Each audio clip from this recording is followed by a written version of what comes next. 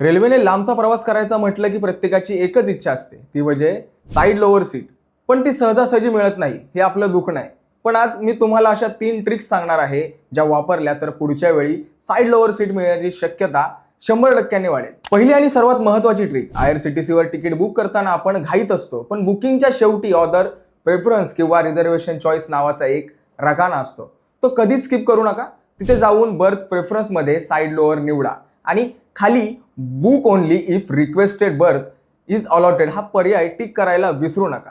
यामुळे काय होतं, सिस्टमला कळतं की तुम्हाला फक्त हीच सीट हवी आहे. जर ती उपलब्ध असेल तर तुमचं तिकीट बुकच होणार नाही, त्यामुळे पैसे देखील अडकण्याची भीती नसते. दुसरी ट्रिक, जर तुम्ही तुमच्या आजी आजोबांसाठी किंवा आई वडिलांसाठी तिकीट बुक करत असाल तर चुकूनही जनरल कोटा निवडू नका. सिनियर सिटीजन किंवा लेडीज यापैकी योग्य तो कोटा निवडा. रेल्वेच्या नियमांनुसार या कोट्याअंतर्गत सर्वात आधी लोअर आणि साईड लोअर सीटचं वाटप केलं जातं. ही छोटीशी चूक टाळली की कन्फर्म साईड लोअर मिळवण्यासाठी शक्यता खूप वाढते. तिसरी गोष्ट म्हणजे वेळेचं नियोजन.